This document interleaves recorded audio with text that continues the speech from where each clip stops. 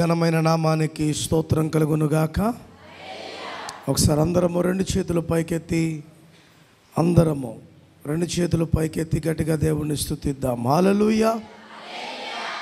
ప్రభు సన్నిధిలో మనమందరము సజీవ రెక్కల చాటున కాపాడబడి ఆయన పాద పద్మముల యొద్ద ఉండుటకు దేవుడిచ్చిన కృపను బట్టి దేవునికే మహిమ కలుగునుగాక. హల్లెలూయా. మంచిది ప్రియ దేవుని బిడ్డలారా, దేవుడు గత 2 నెలల నుండి నీతో నాతో చాలా ప్రాముఖ్యమైన విషయాలను తెలియజేస్తూ మాట్లాడుతూ వివరిస్తూ దేవునిలో ఏ విధంగా మనము ధైర్యము కోల్పోకుండా ధైర్యమును కలిగి ఉండాలి అనే అంశము మీద దేవుడు నీతో నాతో మాట్లాడుతూ ఉన్నాడు. దేవునికి స్తోత్రం. హల్లెలూయా. మొట్టమొదటిగా భక్తుడైన అబ్రహాము జీవితంలో నుండి దేవుడు నీతో నాతో మాట్లాడాడు. రెండోది భక్తుడైన యోబు జీవితంలో నుండి నీతో నాతో మాట్లాడాడు. మూడోది షద్రక్ మేషక్ అబేద్నెగోల జీవితాలలో నుండి కొన్ని గూఢమైన పాఠాలను దేవుడు మనకు తెలియజేసి ఉన్నాడు. ఈరోజు మనము నేర్చుకోగలుగుతున్న పాఠము ఎవరి గురించి అంటే, దావీదు గొలియాతును జయించిన పాఠాలలో ఒక 3 ప్రాముఖ్యమైన పాఠాలను దేవుడు నీతో నాతో మాట్లాడడానికి సముసిద్ధంగా ఉన్నాడు. దేవునికి స్తోత్రం. హల్లెలూయా. హెబ్రీయులకు రాసిన పత్రిక 10వ అధ్యాయము 35వ వచనాన్ని ఒకసారి చదువుకుందాం. కాబట్టి ఓ క్రైస్తవుడా, కాబట్టి ఓ దేవుని బిడ్డ, కాబట్టి నాకు ధైర్యమునిచ్చువాడు నా దేవుడే అనుకుని ప్రభువు పాదముల దగ్గరకు వచ్చిన నా తోటి దేవుని బిడ్డ, నీతో నాతో దేవుడు మాట్లాడుతున్న మాట ఏంటో తెలుసా? కాబట్టి మీ ధైర్యమును విడిచిపెట్టకుడి, నీ ధైర్యమును విడిచిపెట్టకుడి, దానికి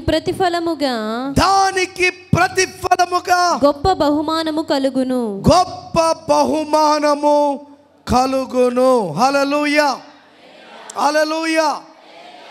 నేను దాన్ని చెయ్యగలను అనే నమ్మకము నీకుండి ముందుకు సాగినప్పుడే ఆ బహుమానమును నీవు చేత పట్టుకోగలుగుతావు. ఒకవేళ నీ ధైర్యాన్ని నీవు కోల్పోయి నేను బ్రతకలేనేమో, నేను నిలబడలేనేమో, నేను సాగలేనేమో, నేను పొందలేనేమో అని నువ్వు అనుకుంటే, నువ్వు చేయగలిగిన స్థితి అయినప్పటికీ చేతకాని స్థితిలో నీ ఆలోచన వ్యవస్థ నిన్ను పడేస్తుంది. అర్థమవుతుందా? కాబట్టి మీ ధైర్యమును విడిచిపెట్టదు. Don't throw away your confidence. ఎవరు మన ధైర్యం? భర్త కాదు మన ధైర్యం, భార్య కాదు మన ధైర్యం, మన కడుపున పుట్టిన పిల్లలు కాదు మన ధైర్యం. వీటన్నిటినీ మన కొరకు ఏర్పాటు చేసి జయవంతమైన జీవితాన్ని మనకు చూపించగలిగిన దేవుడే నీకు నాకు ధైర్యమై ఉన్నాడు. దేవునికి స్తోత్రం. హల్లెలూయా. అందుకే భక్తుడు, నా బలమా నా కోట ఆరాధనా నీకే, నా దుర్గమా ఆశ్రయమా ఆరాధనా నీకే. చెప్పలు కొడుతూ, నా బలమా నా కోట ఆరాధనా నీకే, నా దుర్గమా ఆశ్రయమా నీకే స్వరమెత్తుదాం. ఆరాధనా ఓ రికరబర షన్నరబ. అబ్బా తండ్రి నీకేనయా మరొకసారి ఆరాధన ఆరాధన. అబ్బా తండ్రి నీకేనయా రాజాని భవనములో స్వరమెత్తాలి. రేయి పగలు వేచియుందును యేసు రాజాని భవనములో రేయి పగలు వేచియుందును నిన్ను స్తుతించి ఆరాధింతును నా చింతలు మరచెదను నిన్ను స్తుతించి ఆరాధింతును నా చింతలను మరచెదను ఆరాధన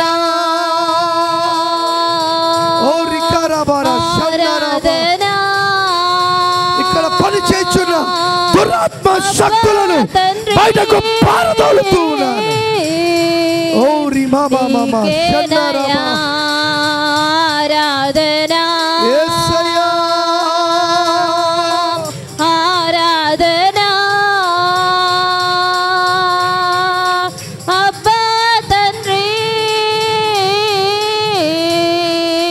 నీకేనయా బలో క్రీస్తు మహారాజుకి, పాపుల రక్షకుడికి, త్వరలో రానయున్న మెస్సయ్యకే స్తుతి ఘనత మహిమ ప్రభావములు కలుగునుగాక. దావీదు అనే పేరుకు అర్థం ఏంటో తెలుసా? ప్రియమైన వాడు అని అర్థం. గొలియాతు అనే పేరుకు అర్థం ఏంటో తెలుసా? పెద్ద శత్రువు,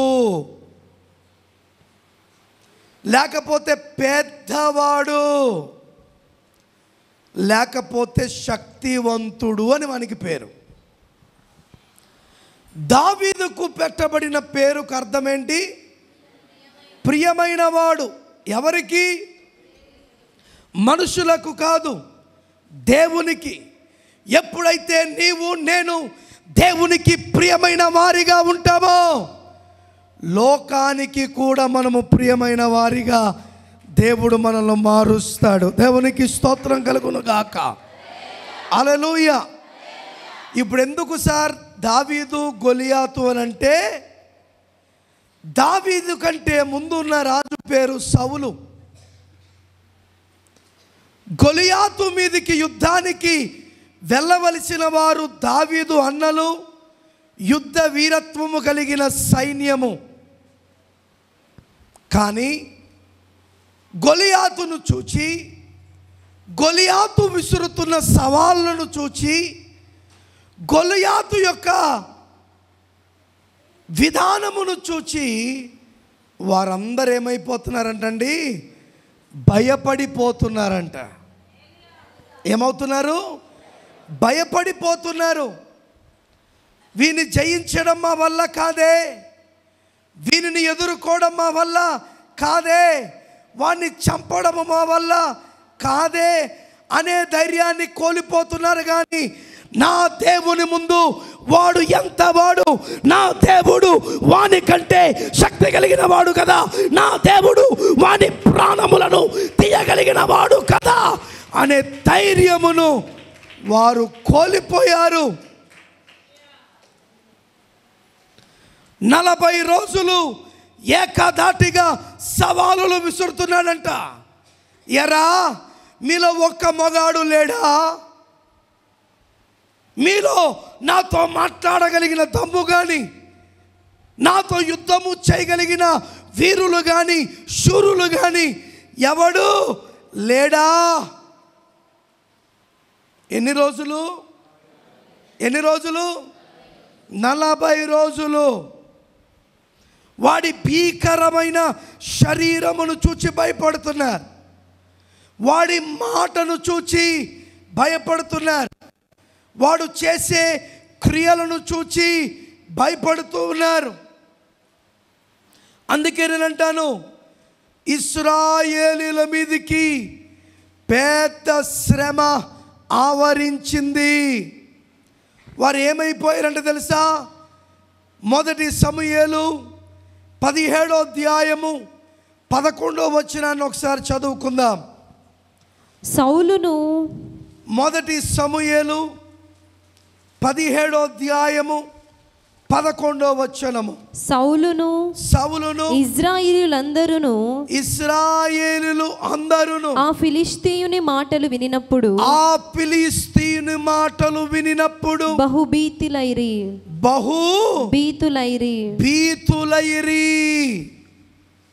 ఎవరెవరంట దీంట్లో? దేవుని చేత అభిషేకించబడిన రాజు, దేవుడు మా పక్షమున ఉన్నాడు అని తెలియచేయవలసిన ఇశ్రాయేలు ప్రజలు ఇరువురు కూడా ఏమైపోయారంటండి? ఎంతో భీతులై, అనగా భయపడుతూ, భయాక్రాంతులై, ఏమి చెయ్యాలో అర్థము కాని పరిస్థితులలో వారు ఉన్నారు.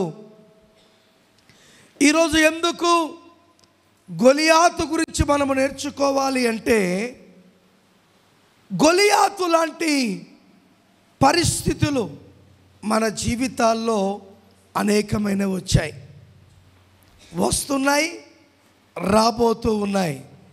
అయితే వాటిని జయించాలి అంటే దావీదుకు కలిగిన 3 గుణలక్షణాలు నీలో ఉండాలి. దేవునికి స్తోత్రం, హల్లెలూయా. ఏంటి దావీదులో ఉన్న మొదటి గొప్ప సుగుణం అంటే, హీఈస్ ఎ బ్రేవ్డ్ మ్యాన్, అనగా శౌర్యము కలిగిన వాడు దావీదు. అంటే శారీరకంగా, ఆత్మీయంగా ఏ సమస్యనైనా ఎదుర్కోగలిగిన ధైర్యమును కలిగిన వాడు దావీదు. మనకు ఆత్మ సిద్ధముగా ఉంటే శరీరము బలహీనము చేస్తుంది, మనకు శరీరము సిద్ధముగా ఉంటే ఆత్మ బలహీనపడుతూ ఉంది. కానీ దావీదుకు 2 సమాన పాలుగా శౌర్యము కలిగి, ఏది ఉన్నా దాన్ని జయించడమే దేవుడు నాకు ఇచ్చిన గొప్ప ధన్యత అని నిలబడిన గొప్ప గుణము దావీదులో మనకుంది. దేవునికి స్తోత్రం. 2వ గుణం ఏంటో తెలుసా? దావీదు ధైర్యశాలి. హల్లెలూయా. దావీదు ఎవరు? కరేజ్ కలిగిన వాడు. కరేజ్ అంటే తెలుగులో ధైర్యము. దేనికి భయపడేవాడు కాడు. దానికి కారణం ఏంటో నేర్చుకుందాం. 3వ గుణం ఏంటంటే అద్భుతమైన విశ్వాస యోధుడు. దేవునికి స్తోత్రం. ఇప్పుడు చెప్పండి, దావీదులో ఎన్ని గుణాలు ఉన్నాయి? ఫస్ట్ ఏంటి? శౌర్యము కలిగిన వాడు. Is ready to face any situation. ఏ పరిస్థితినైనా ఎదుర్కోగలిగిన దమ్మున్నవాడు. రెండోది, ఏ స్థితినైనా ఎదుర్కోగలిగిన ధైర్యము కలిగిన వాడు. మూడోది, ఏది జరిగినా నా విశ్వాసమును నేను కనుపరుచుకుంటాను అని చెప్పే వీరుడు. దేవునికి స్తోత్రం, హల్లెలూయా. కనుక ఇశ్రాయేలు ప్రజలలో సౌలు జీవితంలో మరియమ్మ ఏం కలిగి ఉన్నారు? వాళ్ళు భయము కలిగి, ప్రాణముల మీద భీతి కలిగి ఉన్నారు. కానీ దావీదు మాత్రము ఏ భయం లేదు. ఎందుకు లేదు? నా శౌర్యము దేవుడే, నా ధైర్యము దేవుడే, నా విశ్వాసానికి కర్త దేవుడే. గట్టిగా చెప్పలు కొడుతూ దేవుడు నా మానమహిమపడు. హల్లెలూయా, హల్లెలూయా. మన జీవితాలలో, మన ప్రయాణాలలో అనేక మంది గొలియాతులు అడ్డుగా నిలబడ్డారు. చూసి భయపడుతున్నావా? భయపడుతున్నావా? దాన్ని తొలగించుకోవాలని మొట్టమొదటిగా ప్రయత్నాలు చేస్తున్నాం. రెండోది సవాళ్ళు ఎదుర్కొంటున్నాం. మూడోది ప్రలోభాలకు కూడా గురవుతున్నాం. ఎన్ని గురైనప్పటికీ మన గురి దేవుడే. దేవునికి స్తోత్రం. హల్లెలూయా, హల్లెలూయా. ప్రయత్నాలు చేసి వాణ్ణి ఎదుర్కోలేక సతికిలపడ్డారు. రెండోది సవాళ్ళు విసిరారు, కానీ వాడిచ్చిన సవాళ్ళకు వీరేమీ చేయలేక సతికిలపడ్డారు. మూడోది ఏంటో తెలుసా? ప్రలోభాలకు గురి చేశాడు గొలియాత్. వచ్చి చూడండిరా, నా తడాకా ఏంటో మీకు చూపిస్తా. ఈ మూడు విషయాలను చూచి వారు ఏమైపోయారంటండి? భయాక్రాంతులై ఉండిపోయారంట. ఏమి చెయ్యాలో వారికి అర్థము కాలేదు. కానీ ఆ టైంలో దావీదు గారి దగ్గరికి దేవుని స్వరము వెళ్ళింది. ఆమేన్. ఏ డేవిడ్ అన్నాడు. డాడీ చెప్పు డాడీ అన్నాడు. పోరా యుద్ధం చేయాలరా అన్నాడు. Daddy how it is possible, ఇది ఎలా జరుగుతుంది, నా వల్ల కాదు అని నువ్వు నేను అంటాం. కానీ దావీదు అన్నాడా? ఐఎమ్ రెడీ, నేను సిద్ధమే, నేను సిద్ధమే, కానీ నువ్వు లేకపోతే నేను సిద్ధం లేను. నువ్వు నా పక్షాన కార్యము చేయకపోతే నేను సిద్ధముగా లేను. అందుకే దావీదు నోట ఉన్న మాట యుద్ధము యెహోవాదే, యుద్ధము యెహోవాదే. ఈరోజు నీ ముందున్న గొలియాతులకు నువ్వు చెప్పాలి, నిన్ను నేను జయించలేను, కానీ నీకంటే శక్తి కలిగిన దేవుడు నాతో ఉన్నాడు కనుక నేను నిన్ను జయించగలను అనే ధైర్యముతో నీవు నీ సోదరుతో మాట్లాడగలిగినప్పుడు అదే నీకు ధైర్యమును సమకూర్చి నీకు జయవంతమైన జీవితాన్ని నీకు అనుగ్రహిస్తుంది. దేవునికి స్తోత్రం. హల్లెలూయా. నిన్నటి దినం నేను మిర్తూరు వెళ్ళాలి. ఒక ఆయన చనిపోయాడు. బాగానే ఉన్నాడు. పొద్దున లేచాడంట, అట నీళ్ళకి అలాగా చనిపోయాడంట. నిజంగా అనిపించింది, మానవుని ప్రాణము ఎంతలో కనబడి అంతలో. అందుకంటున్నా, మరణ సమీపముకు మనం వెళుచున్నా మనల్ని దేవుడు వెనక్కి లాక్కొస్తున్నాడంటే ఆయన ఎంత ప్రేమ కలిగిన దేవుడు, ఎంత దయ కలిగిన దేవుడు, ఎంత ఆలోచన కలిగిన దేవుడు, ఎంత మన ఎడల ప్రేమను కలిగిన దేవుడు. ఆలోచించు. అందుకే ఎవడి ప్రేమను నువ్వు అర్థం చేసుకోకపోయినా నీ కొరకు ప్రాణము పెట్టిన దేవుని ప్రేమను నేను ఖచ్చితంగా అర్థము చేసుకోవాలి. దేవునికి స్తోత్రం కలుగును గాక. హల్లెలూయా, హల్లెలూయా. చూద్దాం అసలు గొలియాతు గురించి ఎందుకు భయపడుతున్నారు? వాడు ఎత్తైన వాడు, అజానుభావుడైన భయపడుతున్నారా? కాదు. చదువుదామా? 1 సమూయేలు 17వ అధ్యాయం 4, 5, 6, 7 వచనాలు.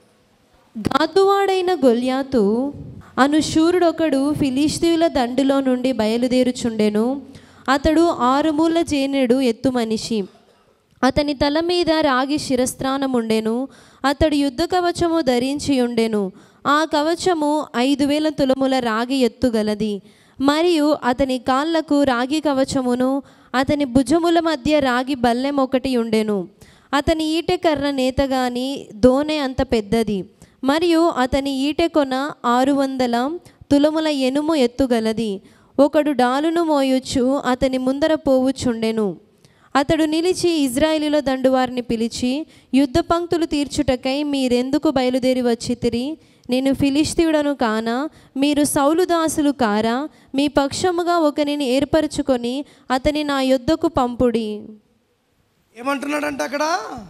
ఒకరిని ఏర్పరచుకుని నా యొద్దకు.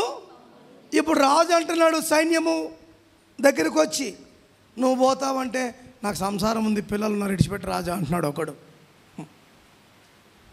ఇంకోటి ఏమన్నాడు తెలుసా? మొన్నే పెళ్లి చూపులు అయినాయి, పెళ్లి కాకుండా నేనే ఆడ సత్తును రాజా అంటున్నాడు ఒకడు. ఇలా అందరి దగ్గరికి వెళ్తే ఏదో ఒక కారణాలు చెప్పుతూనే వస్తున్నారు.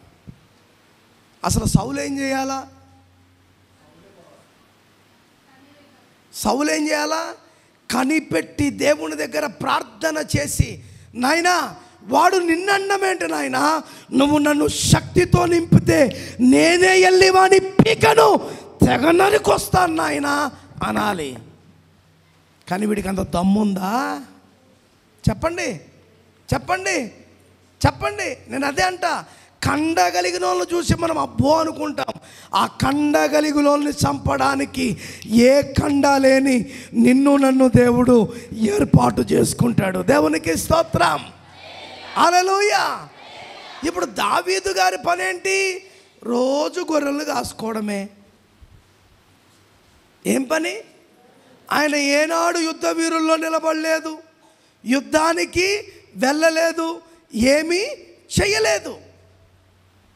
అటువంటి దావీదు దగ్గరికి ఎవరి మాట వస్తుంది తెలుసా? చెప్పాలి గట్టిగా. ఎవరి మాట? ఎవరి మాట? దేవుని మాట వస్తుందంట. దేవుని మాట వచ్చేపాటికి ఈ అవకాశాన్ని నేను జారి విడుచుకోకూడదు. చూసారా? ఈ అవకాశాన్ని నేను జారి విడుచుకోకూడదు. వాడు సింహం కంటే గొప్పోడా? వాడు ఎలుగుబంటి కంటే గొప్పోడా? నువ్విచ్చిన శక్తి ద్వారా వాటినే చీల్చి అవతల పడేసా. ఈ సున్నతి లేనోడు నిన్ను సవాలు చేయడం ఏంటి నాయనా అని రోషము కలిగి దేవుని కొరకు నిలబడ్డాడంట. దేవునికి స్తోత్రం, హల్లెలూయా, హల్లెలూయా. ఎలా లేచాడు చెప్పండి? ఎట్లా లేచాడు? రోషము కలిగి. మనకొస్తుంది రోషం, తిండి మీద రోషం, చెప్పండి, వస్తువుల మీద రోషం, భర్తల మీద రోషం, భార్యల మీద రోషం, పిల్లల మీద.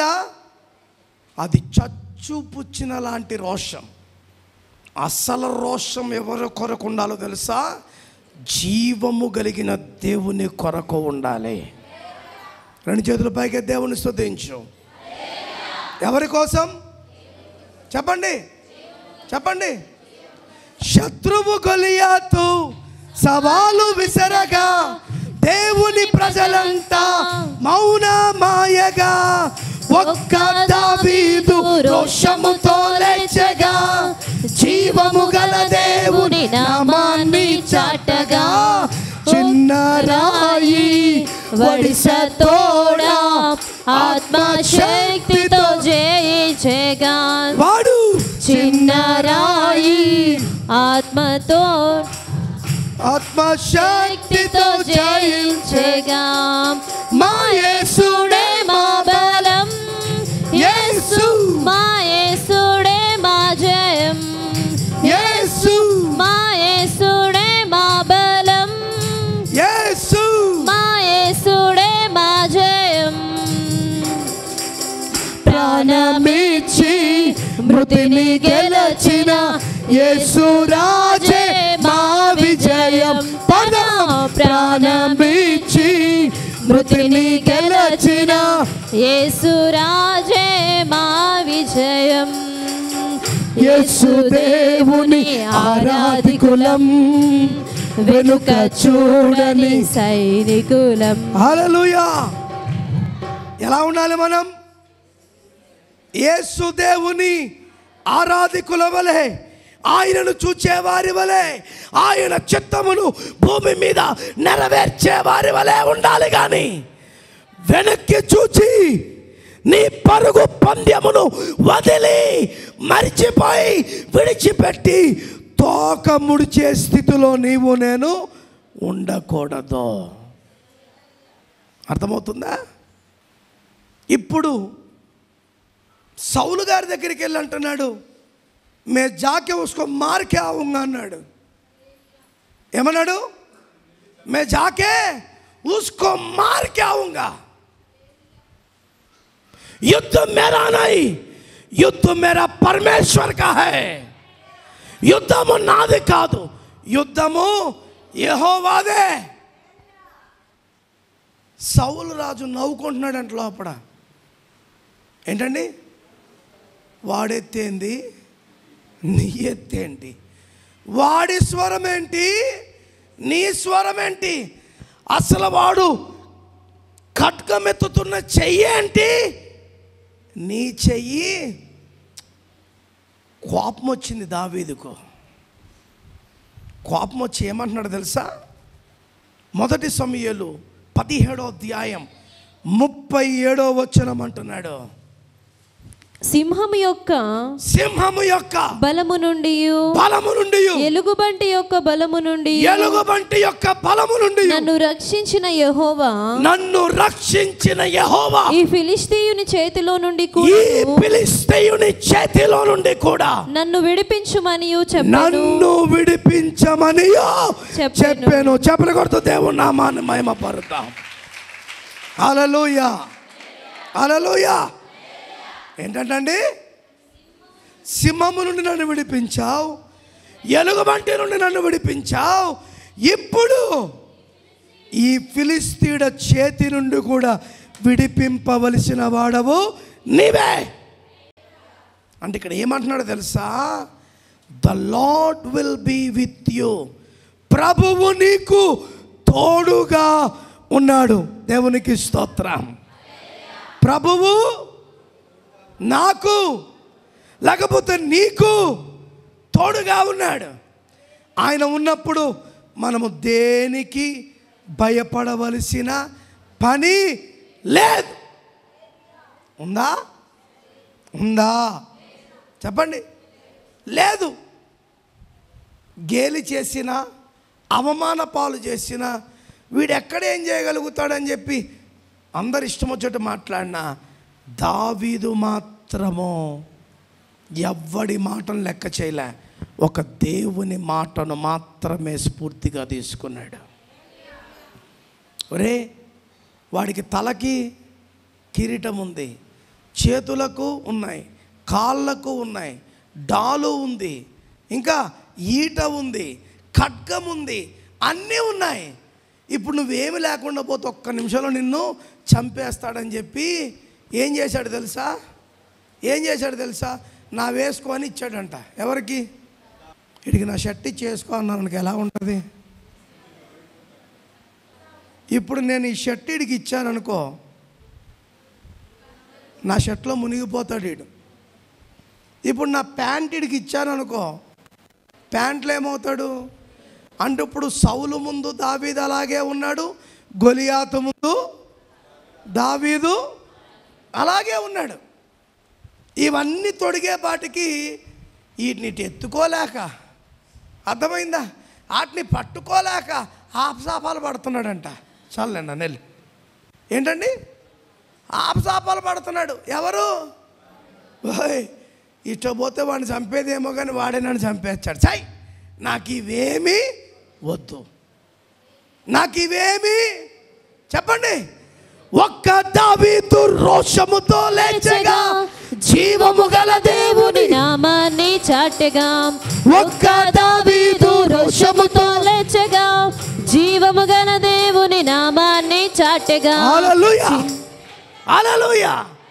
వాడు కండబలము చూచి, ఖడ్గ బలము చూచి, డాలు బలమును చూచి, ఈట బలమును చూచి ఇశ్రాయేలు ప్రజలను భయపడిస్తుంటే, వారికి వ్యతిరేకంగా మాట్లాడుతుంటే దావీదు అంటున్నాడు, నేను నీకు వ్యతిరేకముగా యెహోవా నామమును పట్టుకొని వస్తున్నాను అన్నాడు. ఆమేన్, ఆమేన్. ఆయన నామానికి మించిన నామం ఏదైనా ఉందా? ఇప్పుడు దావీదు ఏమన్నాడు? ఒక్క దావీదు రోషముతో లేచి జీవము కలిగిన దేవుని నామమున వాణ్ణి జయించడానికి వెళ్ళాడంట. హల్లెలూయా, హల్లెలూయా. డాలు లేదు, ఖడ్గము లేదు, రాజవస్త్రాలు లేవు, కవచల వస్త్రాలు లేవు, ఏమీ లేవు. ఎవరి నామాన్ని ధరించుకుని వెళ్ళాడు? చెప్పండి, ఎవరి నామాన్ని? లోకమంతా అనుకుంటుంది పోయేటాడు వచ్చాడా రాడా, పోతాడేమో. వీనికి ఎంత చెప్పినా అర్థం కాకుంది. వీడు మనుషుల మాట కదా అర్థం చేసుకుంది. ఎవరి మాట? దావీదు ఎవరి మాట?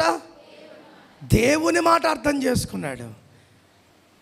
నేను బ్రతికినా నీ కొరకే, చచ్చినా నీ కొరకే అని నిలబడ్డాడు. దేవునికి స్తోత్రం, హల్లెలూయా. దావీదుకు తెలుసు, నాకు నేనుగా వానిని కనీసం వాడి కాళ్ళను కూడా నేను తాకలేను, కానీ నా దేవునితో నేను వెళ్తే వాని కాళ్ళు కదా వాని పీక నరుక్కుని వస్తానన్నాడు. అది చెప్పాను కదా. ఏం కలిగిన వాడు దావీదు? శౌర్యము కలిగిన వాడు, ధైర్యము కలిగిన వాడు, విశ్వాసము కలిగిన వాడు. ఓ క్రైస్తవుడా, దేవుని మందిరానికి కొన్ని సంవత్సరాల నుంచి వచ్చుచున్న నీవు నేను పరిశీలించుకోవలసింది, మనలో ఆ శౌర్యము ఉందా? మనలో ఆ ధైర్యము ఉందా? మనలో ఆ విశ్వాసము ఉందా? దావీదు అంటున్నాడు, without God I cannot do anything. దేవుడు లేకుండా నేను ఏమీ చేయలేను. దేవుడు నాతో ఉంటే నేను ఏదైనా చేయగలుగుతా. దేవునికి స్తోత్రం, హల్లెలూయా. ఎవరి పొందు కోరుకుంటున్నాడు దావీదు? నువ్వెవరి పొందు కోరుకుంటున్నావు? దేవుడు అని అబద్ధం ఆడద్దు. లోకపు పొందును కోరుకుంటున్నావు, లోక సహవాసాలను కోరుకుంటున్నావు, ప్యాషన్ భక్తిని చేస్తున్నావు, మోసము చేయగలిగిన భక్తిని చేస్తున్నావు. కానీ శౌర్యము కలిగిన భక్తి, ధైర్యము కలిగిన భక్తి, విశ్వాసమును కనుచూపు కలిగిన భక్తిని నువ్వు చేయగలుగుతున్నావా? ఆలోచించు. నేను ఎందుకంటున్నా, సద్భక్తితో జీవించుకోరు వానికి శ్రమ. ఈ కడవరి దినాల్లో రోషము కలిగి దావీదు వలె లేచే క్రైస్తవులే దేవునికి కావాలి. శత్రువుని స్వరమిని గజగజ వణికి మాకెందుకులే అని ఇంట్లో కూర్చునే లాంటి వారు దేవునికి అవసరం లేదు. నువ్వు ఎలాగున్నావు? పిరికిదానిగా ఉన్నావా? రోషము కలిగిన వాడిగా ఉన్నావా?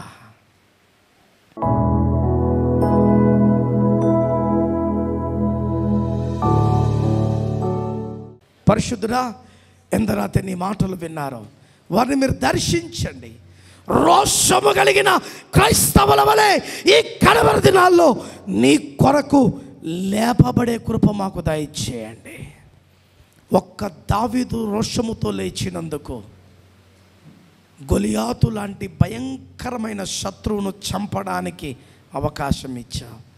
మా జీవితంలో శత్రువులను కూడా మేము చంపుకుంటూ ముందుకు సాగే శక్తిని మాకు దయచేయమని. నిశ్చయముగా నీవు మాతో ఉన్నావు, నిశ్చయంగా నీ విశ్వాసంలోనే మాకు ధైర్యం ఉంది, నిశ్చయంగా నీ ద్వారానే మేము అద్భుతాలు చూడగలుగుతాం. అట్టి కార్యం మా జీవితంలో జరిపించి నడిపించమని యేసు మహాపరిశుద్ధమైన నామమున అడిగి వేడుకొనుచున్నాము తండ్రి, ఆమేన్.